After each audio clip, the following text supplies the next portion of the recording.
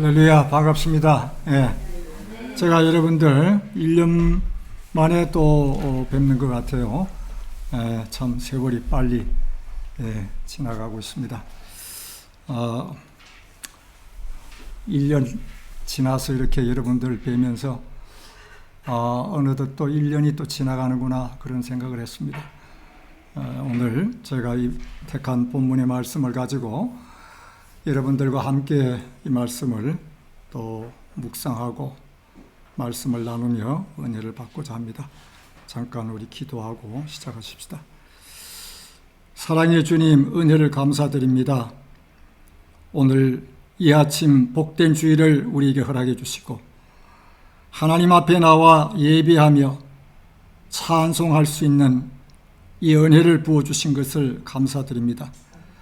우리 모두가 이 땅에 와서 창조주 하나님을 알고 나의 구속주 되신 예수 그리스도를 알고 이 세상에 사는 것보다 더한 축복이 없는 줄 압니다. 비록 이 땅의 삶이 고단하고 피곤하고 힘들고 때론 두려운 가운데 있으나 오늘 또 살아계신 그 하나님을 믿기 까닭에 저희들이 주님 앞에 나와 나의 믿음을 고백하며 하나님의 은혜를 간구합니다.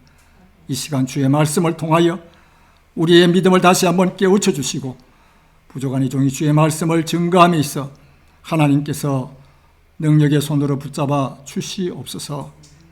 이 모든 말씀 예수님의 이름으로 감사하며 기도합나이다. 아멘. 오늘 우리가 사는 이 세상 참 혼란스럽고 어지러운 때를 지금 살아가고 있습니다. 저는 생각할 때에 아마도 제가 살아가는 동안은 이 세상이 참 평화로운 시대를 지나갈 것으로 그렇게 기대를 했어요. 그러나 우리가 지금 보는 바대로 이 우크라이나와 러시아의 전쟁, 매일 1000명씩 러시아 군인들이 죽어가고 있습니다. 우크라이나 군인은 안 죽을까요? 몇 병이 죽겠죠, 또 더불어서. 참 이 비참한 그 전쟁의 상황을 우리가 볼 때마다 마음에 큰 아픔과 또 한편에는 두려움이 있습니다. 그런가 하면은 예수님이 태어나신 이 성지 이스라엘 땅에 하마스와 헤즈볼라 또 더 나아가서 이란과 이런 전쟁이 또 한편 벌어지고 있는 이런 비극적인 상황을 우리가 지금 보고 있습니다. 100만 명 이상이 사상자가 났습니다. 이번 전쟁에 지금도 계속 죽어가고 있죠. 우리가 인류 역사를 보게 되면은 1914년에서 18년까지 39년에서 45년 1차, 2차 세계대전에 인류는 큰 비극을 경험했습니다. 수천만 명이 죽었어요. 죽고 다치고 참 우리 인류 역사의 비극이 아닐 수가 없습니다. 그래서 유엔이라는 이 평화 기구를 만들어서 우리가 더 이상 이 땅에 전쟁 없는 세상을 만들어 보자 해서 유엔을 창설을 했습니다. 그러나 여러분들이 보는 바대로 지금 이 전쟁에 대해서 유엔은 완전히 무용지물이에요. 무력하기 짝이 없습니다. 수많은 사람들이, 아이들이 죽어가고 있지만 이 전쟁을 거치게 할 수 없는 무력한 모습을 우리가 보게 되는 것이죠. 우리가 이 역사적으로 볼 때에 이 인류 역사의 전쟁은 쉴 날이 없었어요. 수없는 날들이 어찌 보면 전쟁의 연속이었습니다. 타락한 인간의 죄성 때문에 사람들을 물고 찢고 죽이는 일에 대해서 어찌 보면 인간들은 두려움이 없어요. 하나님의 말씀 다니엘서 2장에 가보면은 아주 재미있는 그 내용이 나와 있어요. 거기 다니엘서 2장에 보면은 바벨론의 왕이었던 느부갓네살 왕이 꿈을 꾸고 신상을 보게 되죠. 하나님께서 그 꿈에 대한 해석을 다니엘에게 줬습니다. 그에게 나타났던 그 신상의 모습은 금과 은과 동과 철로 만들어진 거대한 신상이었어요. 그 신상의 모습이 얼마나 웅장한지, 위용이 크고 두렵고 대단하다, 찬란했습니다. 다니엘은 이 나라들이 세계 역사에 등장할 제국들인 것을 밝혔습니다. 그것은 바로 바벨론, 페르시아 제국, 헬라, 그리스 제국, 로마 제국이었습니다. 역사에 그대로 이 제국들이 등장했어요. 오늘 우리는 이 역사적인 사실만을 놓고 보더라도 예수 믿지 않는 불신자들이 역사 앞에 솔직해진다면 하나님의 살아계심을 거부할 수가 없다는 얘기입니다, 여러분. 왜 인간이 하나님을 거부할까요? 완악해서 그래요. 죄악이 깔려있기 때문에 그렇습니다. 인간이 겸손하게 될 때에는요, 하나님의 말씀에 귀를 기울이게 되어 있어요. 여러분, 매일 일어나서 주의 말씀 읽기 싫어나, 아유, 귀찮고 따분하고, 드라마가 재미있고 유튜브가 재미있네. 이러면은 이미 그 마음에 뭐가 깔려있어요? 교만된 마음이 깔려있대. 고사만 그러죠? 교만된 마음이 깔려있는 거예요, 이게. 근데 겸손한 자들은요, 아침에 눈 뜨면은 하루를 시작하면서도 하나님 말씀 읽고 잠깐 묵상합니다, 여러분. 내 속에서 일어나는 하나님을 향한 그 찬양의 마음이 하루 시작에서부터 시작되는 거예요. 이게 왜? 교만한 마음이 있으니까. 인간의 마음이 겸손해졌을 때, 그래서 하나님이 우리 인간을 겸손하게 방식이 뭔지 아세요? 고난을 줘서. 하나님의 방법입니다, 여러분. 사람이 고난을 당할 때는 겸손해져요.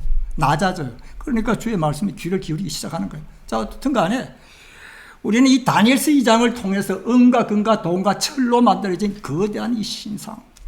그런데 다니엘서 7장에 가보면 2장과 7장은 요한계시록과 매치되는 조화를 이루는 아주 중요한 성경 차트입니다.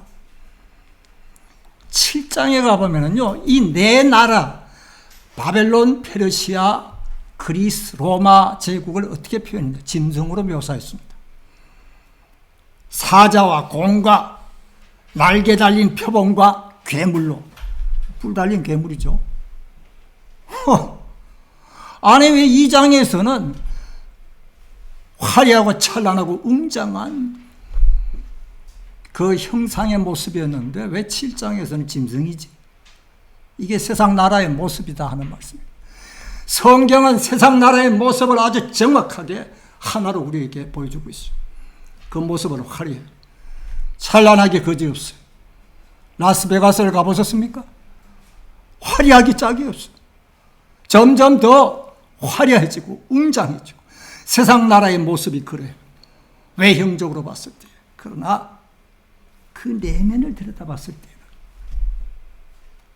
물고 찢고 죽이는 이 짐승의 야수성이 그 속에 도사리고 있습니다. 이게 세상 나라의 모습이에요. 여전히 이 땅에 살면서 세상에 여러분 마음을 걸어두고 사는 사람들이 있어요. 이 세상이 마치 나의 영구한 도성인 것처럼 여기에다가 뭔가 재물을 쌓고 소망을 두고 허망하기 짝이 없는 물거품의 소망들입니다. 왜 그럴까요? 세상은 알고 보면은 찢고 죽이고 물고 하는 그 야수성이 그 속에 도사리고 있다.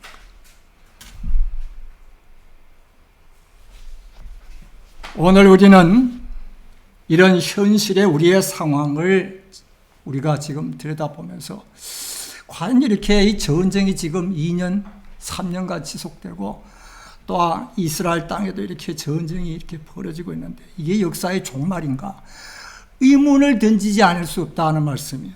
과연 이제 곧 예수님이 오시는 건가? 세상 종말이 가까웠단 말인가?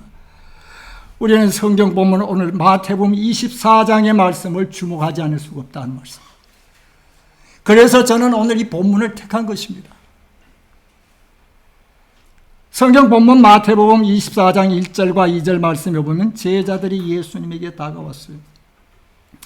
예루살렘 성전의 그 웅장함을 제자들이 예수님에게 가르치면서 보여줬습니다. 아이고, 예수님 웅장하죠? 대단하죠? 그 예수님 당시에 그 제자들이 가르친 그 성전은요, 주전 19년에 시작이 돼 착공이 됐습니다. 그리고 63년, 주후 63년, 정확하게 81년에 걸려서 81년에 걸친 대역사의 웅장한 성전이 그 당시에 세워지고 있었어요. 그러니까 예수님 당시에는 아직도 뭐요? 그 성전이 계속 공사 중에 있었다 하는 말씀. 그런 그 모습을 웅장했어요. 제자들이 예수님에게 그 성전의 위용을 마치 자랑하듯이, 주님 보십니까? 성전이 대단하죠. 그때 오늘 성경 본문 말씀에 보니까 너희가 이 모든 것을 보느냐? 돌 위에 돌 하나라도 남지 아니하고 이 성전이 다 무너지려. 참 놀라운 사건입니다, 여러분. 이 한마디 말씀 앞에 오늘 랑크리찬들은, 예수 믿지 않는 자들은 겸손하게 머리를 조아려야 돼요. 왜요? 이 예수님 말씀이 역사에 그대로 실현되었으니까. 주후 70년 로마 제국의 군대 장관 티토스가 군대를 끌고 와서 예루살렘 성을 함락시켰습니다. 언제인지 아세요? AD 70년, 주후 70년에 그 사건이 벌어졌다는 말씀이에요. 유튜브를 치면은, 구글을 치면은 나와요. 역사적인 사건이 여러분 역사책에 나옵니다. 이게 무슨 교회사 책이 아니라 일반 역사책에 나오는 사건이에요. 주후 70년에 과연 그 성전이 돌 하나도 돌 위에 남기지 않고 다 무너졌습니다. 왜 그런지 아세요? 당시에 유대인들 종교 지도자들이 성전의 돌기둥 사이에다가 은하 금화를 갖다 딱 끼워넣었어요. 그들의 금고였습니다. 얼마나 부정부패했든지 돈 좋아하고 하나님을 섬기는 마음 없어. 종교 지도자들이 돈을 끌어다가 이걸 집에다가 숨기면 도적이 될까? 어디에다 숨기면 안전할 거지? 감히 누가 이 성전을 손을 댈 자가 누구야? 그 돌기둥에다가 돌 사이사이에다가 은하 금화를 끼워뒀습니다. 놀랍게도요, 로마의 군인들은 그 사실을 알고 돌을 하나씩 들쳤어요. 다 허물어졌습니다. 공교롭게도 주후 64년에 로마시에는 거대한 화재가 일어나요. 네로 황제 당시였습니다. 로마시의 3분의 2가 다 불타버렸어요. 그러니까 불타고 난 뒤에 어떻게, 이젠 도시를 재건해야 될 거 아니에요? 그 도시 재건의 비용을 어디에서 끌어왔는가? 일부 예루살렘 성전에서 금화를 전리품으로 끌어다가 로마 제국의 도시 건설에 재원으로 썼습니다. 역사적인 사건입니다. 여러분 참 놀랍죠? 어떻든 간에 예수님이 예언하신 그 말씀 70년에 예루살렘 성이 허물어지면서 이 24장 1절과 2절의 말씀이 그대로 성취되어졌다는 말씀입니다. 돌 하나도 돌 위에 남지 아니하고 다 무너뜨리우리라. 이 주님의 예언의 말씀 앞에 고개 숙이지 않을 사람이 누가 있습니까? 왜 이 사실을, 역사적 사건을 부정할까요? 앞전에 말씀드린 대로 교만하니까 그런 거예요, 여러분. 인간이 교만하면 그렇습니다. 겸손할 때에 진리의 말씀이 귀에 들어와요. 겸손할 때에 하나님의 말씀이 내 가슴을 두드립니다. 이 제자들이 이제는 두려움을 가지고 3절에 보니까 주님 앞에 나와서 무슨 말씀을 했냐면, 아이고 주님, 예수 생각해 보세요. 예수님 제자들은 충격이었습니다. 아니 지금 이 웅장한 걸 주님 앞에 지금 우리가 보여주면서 마치 자랑사라 얘기하는데, 예수님은 이 성전이 다 무너진다고? 이 무슨 말이야? 제자들은 아마 충격이었을 겁니다. 그래서 그들은 두려움을 가지고 예수님에게 다시 이런 질문을 던집니다. 세상 종말이 언제입니까? 예수님 다시 오시는 그 재림의 날이 언제입니까? 그때의 그 징조가 뭘까요? 이런 내용이죠. 세상 종말과 재림의 징조는 과연 무엇입니까? 라고 두 번째 질문의 내용이 바로 그 내용입니다. 여기에 대해서 예수님은 5가지로 답변을 하셨어요. 어느 때에 세상 종말과 재림의 때 그 징조가 무엇입니까? 그 첫 번째가 거짓 그리스도와 거짓 선지자들이 출현하리라. 거짓 그리스도와 거짓 선지자가 등장할 것이다 하는 말씀이에요. 재림의 때의 첫 번째 특징은 거짓 그리스도와 거짓 선지자. 이 거짓 그리스도와 거짓 선지자들은요, 항상 하나님 앞에 내가 계시를 받고 예언을 하면서 당신들이 모르는 것을 내가 하나님의 뜻을 나는 여러분들에게 전할 수가 있어. 그래서 초대교회 당시, 주 한 200년경입니다. 초대교회 당시에 이 신비주의파의 원조라고 할 수 있는 몬타니스트들이 등장한 거예요. 몬타니즘. 여러분들은 처음 들어봤을 거예요. 예, 영어 단어에 몬스터를 괴물이라고 그래요. 비슷해. 암기하기 쉽도록 몬타니즘이라고 제가 지금 말씀드리는 겁니다. 몬스터는 영어 단어로 괴물이죠. 몬타니즘.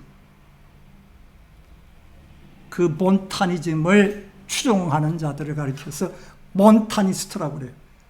한마디로 말해서 이들은 누구냐? 신비파예요. 계시와 예언을 쫓아가면서 예수님이 이제 곧 재림할 거야.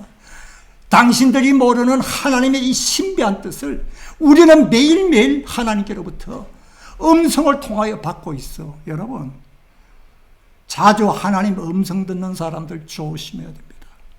혹 내가 주의 음성을 들었다면, 말씀을 읽는 중에 하나님의 세미한 하나님의 성령의 음성을 들었다면 조용히 겸손한 마음으로 기도하며 과연 이것이 주께로부터 왔는지 아니면 내 스스로의 말함인지 분별할 필요가 있다 하는 말씀.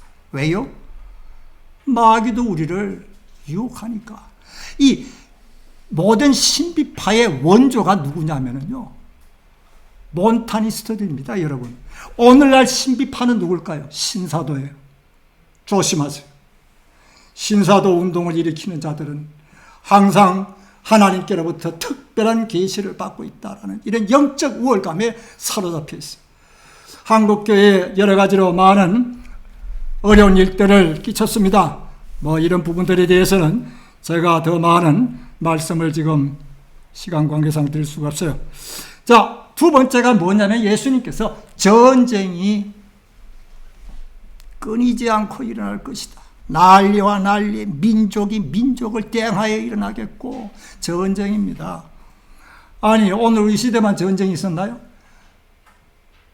1918년에 시작된 1차 세계대전, 1939년에 시작된 2차 세계대전, 예수님이 그걸 언급하셨을까요? 아니에요. 이미 초대교회 당시에 이 세상 역사에 전쟁은 치열하게 일어났습니다. 로마 제국이 476년에 망해버려요.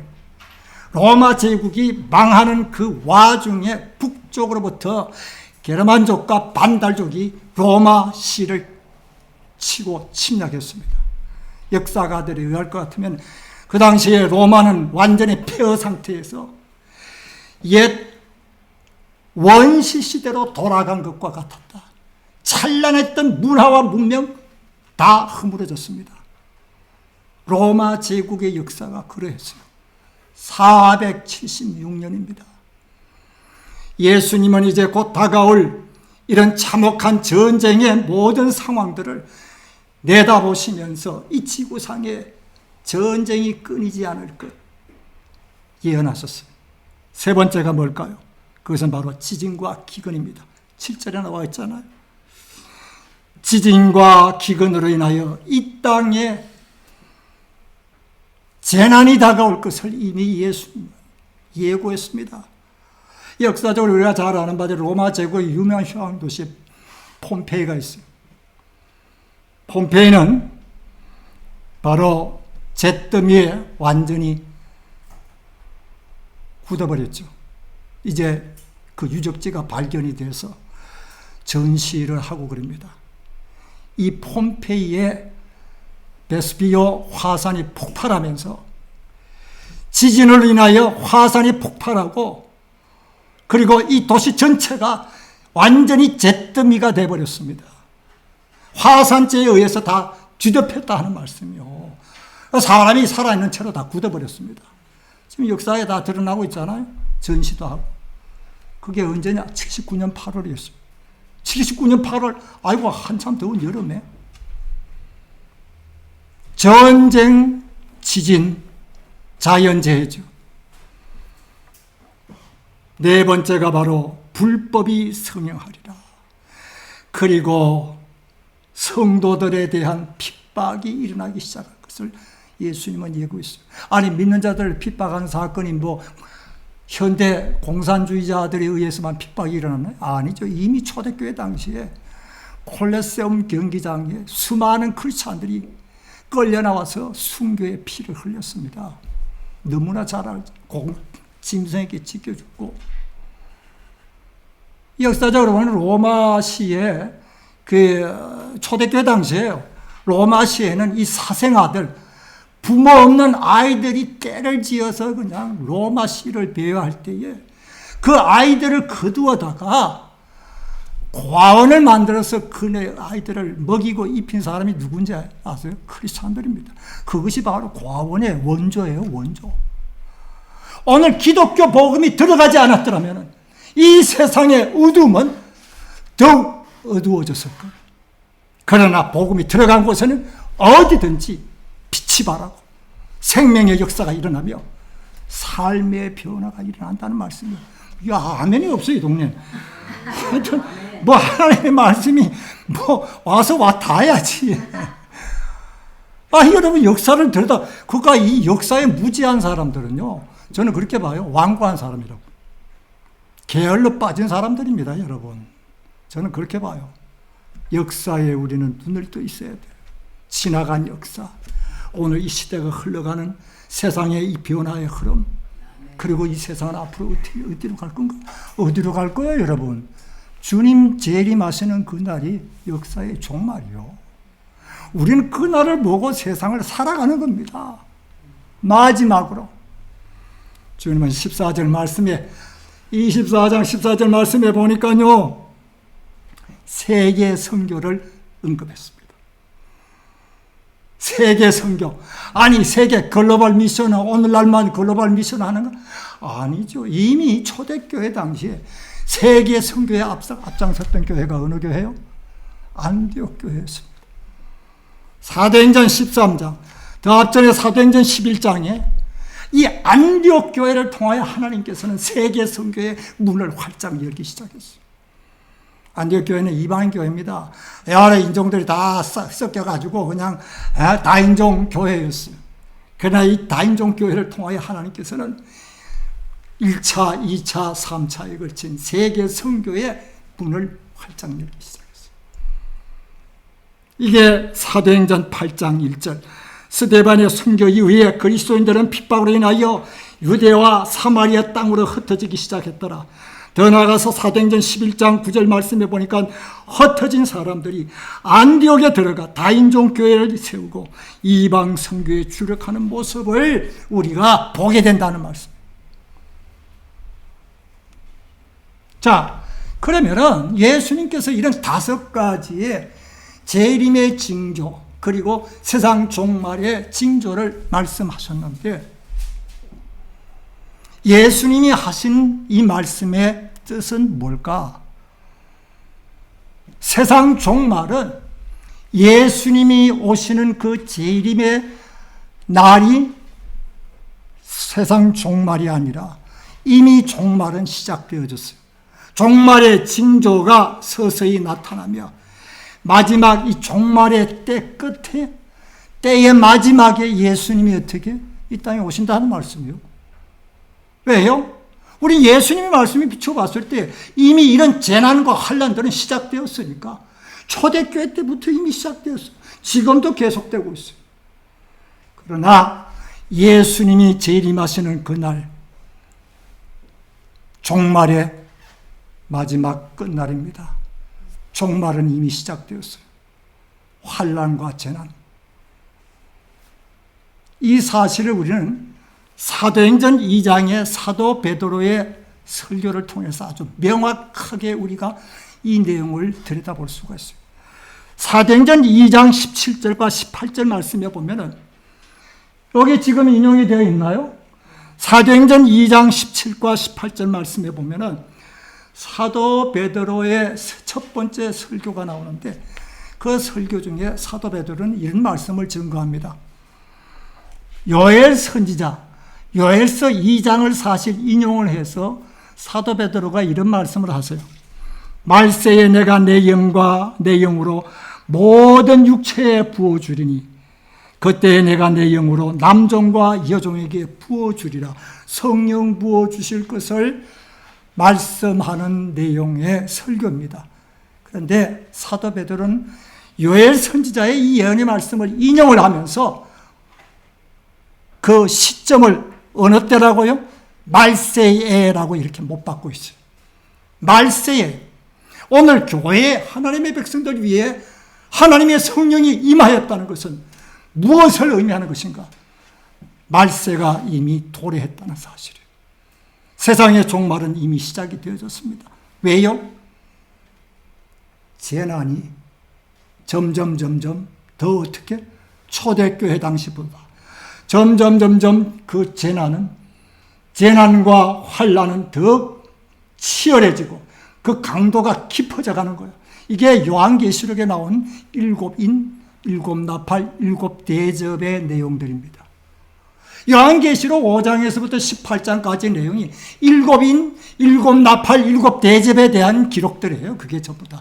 그게 아주 많은 부분들을 차지하고 있는데 이 내용들이 다 뭐냐? 재난과 환난과 핍박에 대한 내용들이. 이미 재난은 시작되었어요. 그러나 예수님이 재림할 그날이 가까울수록 그 강도는 더 깊어지고 강해지고 치열해지고 세상은 두려움의 세상으로 변할 것을 주님은 말씀하고 있는 겁니다. 마태복음 24장 30절 말씀해 보니까 그래서 큰 환난 후에 거기에 보면 그냥 환난이 아니에요. 큰 환난 후에 24장 30절이에요. 24장 30절 마태복음 24장 30절에 보면은 큰 환난 후에 인자가 구름을 타고 능력과 큰 영광으로 오는 것을 너희가 보리라. 마가복음 13장 26절에 보면은 그때에 인자가 구름을 타고 큰 권능과 영광으로 올 것이다.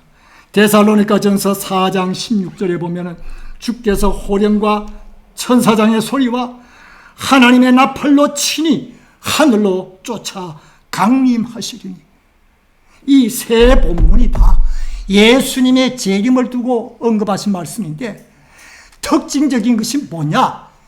재림에 앞서 큰 환난이 있을 것이다. 세상 역사의 마지막 종착의 모습입니다. 여러분, 지금 거리를 향하여 나아가고 있어요. 세상 역사는. 우리는 이 오늘의 말씀을 통해서 가장 궁금한 게 있어. 그러면 예수님 언제 오시지? 예수님 언제 오실까요? 저와 여러분 모두가 다 이 부분에 대해서 아주 궁금해합니다. 우리뿐만 아니라 많은 크리스찬들이, 신앙을 가진 사람들이 이 부분에 대해서 질문을 던졌어요. 예수님 그렇다면 언제 오시는 거예요? 1992년 10월 28일 1992년 지금 한 30년 됐나요? 32년? 10월 28일 예수님 재림하신다. LA 코리아 타운이 아주 난리가 났습니다. 여러분, 소복 입고 주님 오신다고. 어서 오십시오. 사업 다 팽개치고 아이들 학교 가는 것 다 그냥 팽개치고 예수님 오실 텐데 이게 무슨 소용이 있냐. 소위 말해서 다미 선교에서 주장한 시한부 종말론. 1992년 10월 28일 저는 그 당시에 이 LA에서 부목사로서 사역을 하고 있었습니다.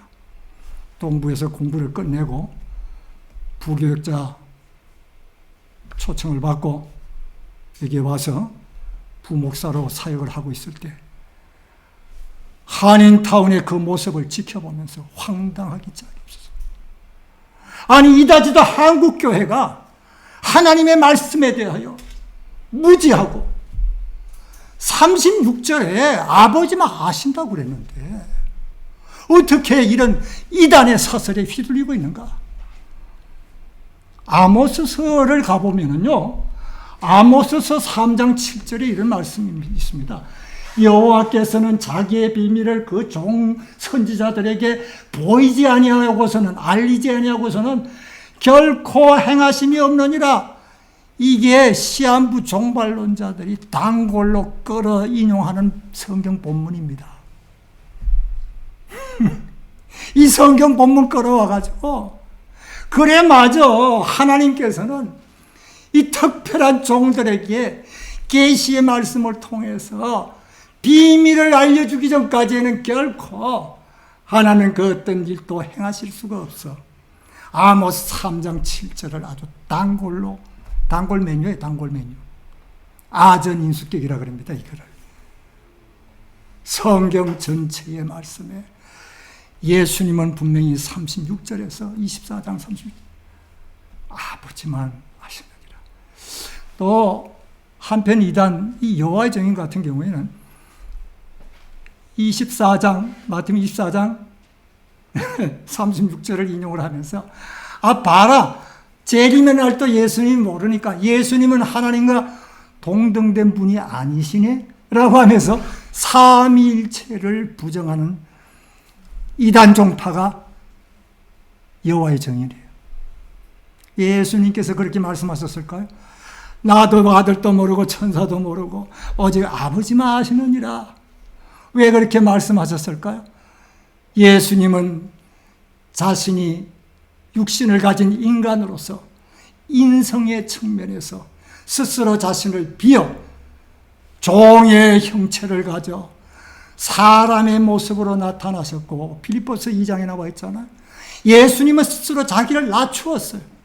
아버지와 동등될 것을 취할 것으로 여기지 아니하시고 자신을 비어 겸손하게 십자가에 죽기까지 복종하셨다. 이게 예수님의 마음이자 예수님의 모습이에요. 겸손한 모습. 예수 믿는 사람들은요, 그 마음에 겸손 없는 사람들은 아직 예수님 뒤 그림자도 못 밟은 사람들이에요. 겸손한 마음이 있어야 되는 거예요, 여러분. 크리스찬들은 무엇보다도. 왜요? 예수님이 겸손하니까. 예수님이 겸손하니까. 모든 삶의 현장에서 하나님의 교회를 섬기는 모든 일에 우리의 삶 전체가 우리는 주님의 모습을 닮아가는 것이 그리스도인의 삶의 방향입니다. 예수님을 스스로 자신이 하나님과 동등된 것으로 취할 것으로 여기지 아니하시고 자신을 낮추어 자신을 비어서 아들도 모르고 천사도 모르고 오직 아버지만 아시느니라. 여호와의 증인이 이런 엉뚱한 소리를 한 겁니다, 여러분. 자, 그러면은 이제 저는 마지막으로 오늘 이 본문의 말씀 마태복음 24장을 통해서 두 개의 중요한 메시지를 여러분들에게 전하면서 말씀을 마치려고 합니다. 24장 36절 말씀에 보니까 아버지만 아신다. 마태복음 24장 36절 아버지만 아시느니라. 무슨 뜻일까? 하나님만이 역사의 주인 되신다는 말씀.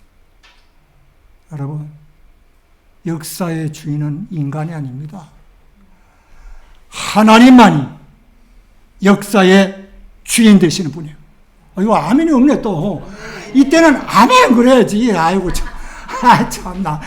아니 하나님 역사의 주인 된다 그러는데 아멘 있다 뭘 그러죠. 그럼 뭐예요 그러면은? 아니란 얘기 아니야. 아니에요.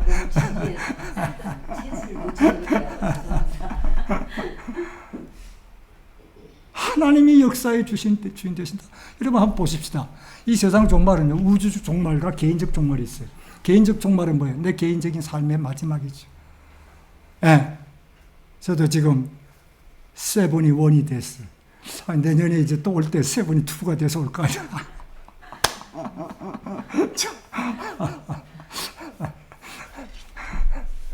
근데 이 개인적 종말은 개인의 생의 마지막이죠. 그러나 우주적 종말은 언제일까요? 예수님이 땅에 오시는 제1임의 날이 우주적 종말이에요. 그래서 universal eschatology, individual, 내 개인적인 종말도 있어요. 근데 한번 보세요. 내 죽을 날 알면은 살맛이 날까 안 날까? OX 문제.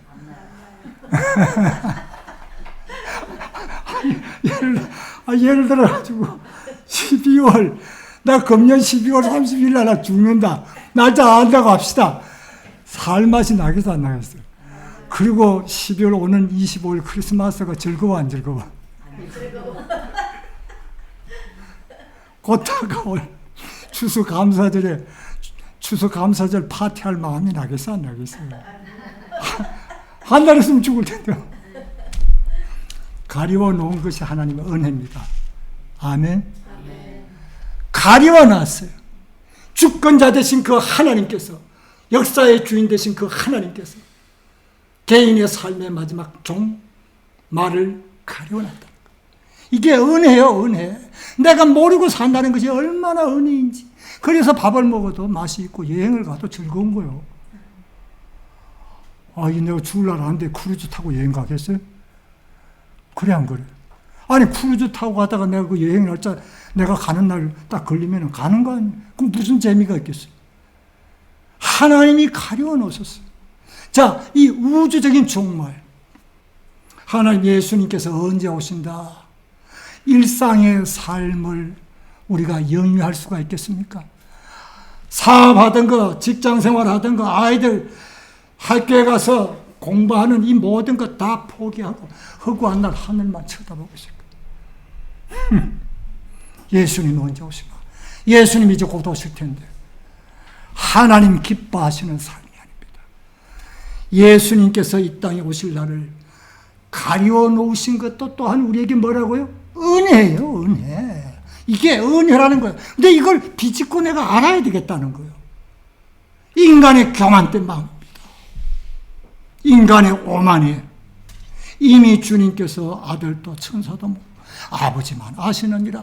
역사의 주도권을 잡고 계신 그분은 하나님이라는 사실을 분명히 밝혔음에도 불구하고 이런 담이 성경과 같은 안식교 똑같습니다. 여러분, 안식교 1843년 예수님 오신다고 그랬어요. 봄에 오신다. 안 오니까 그 다음 가을에 오신다. 아니 1843년 봄 가을이 언제 지나갔어요? 이게 안식교예요, 여러분.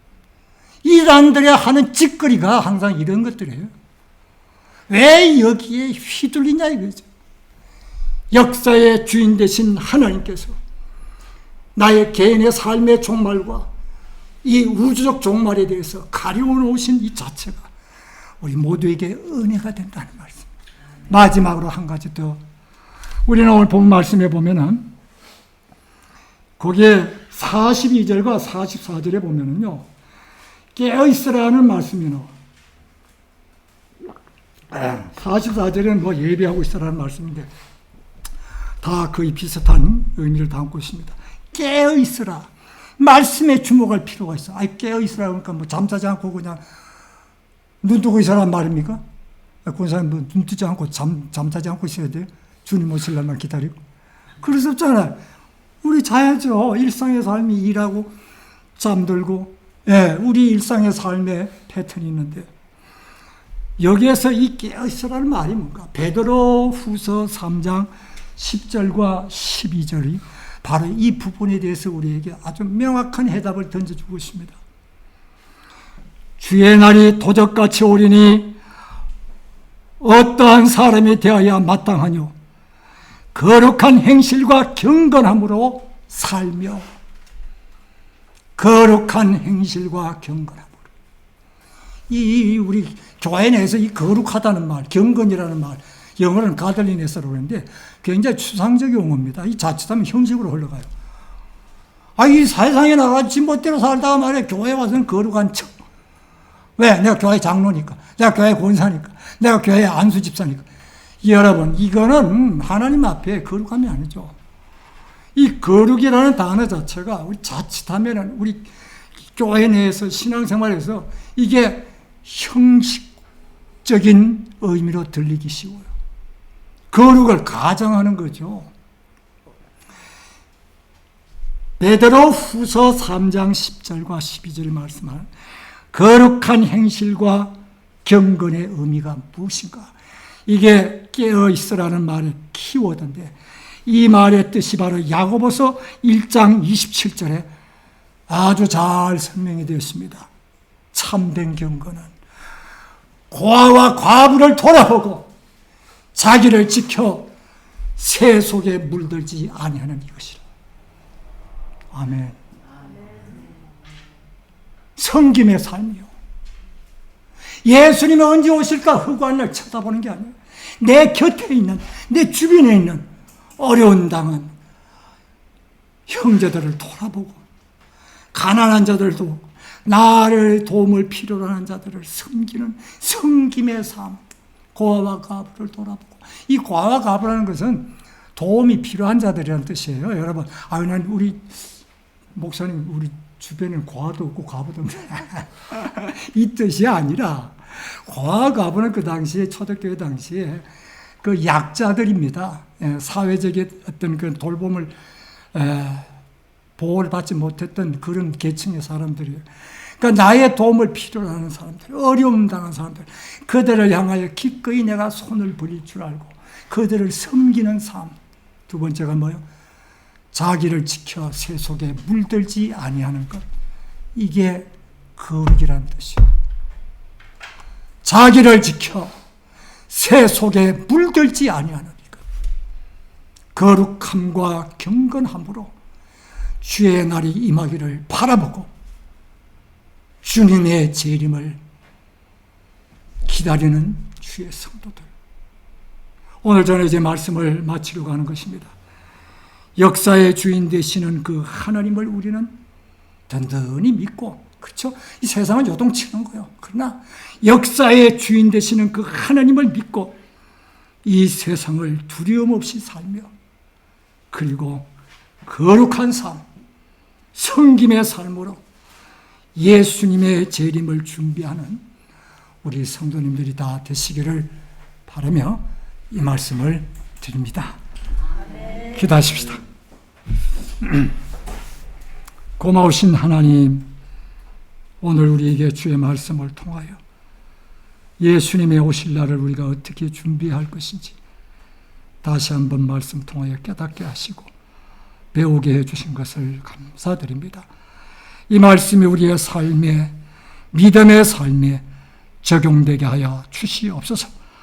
주님께서 세우신 예비교회와 사랑하는 우리 이러한 목사님 붙잡아 주셔서 온 성도들이 하나님의 몸된 교회를 아름답게 세워나가기에 조금 더 부족함이 없도록 은혜와 능력과 지혜를 더하여 주시옵소서.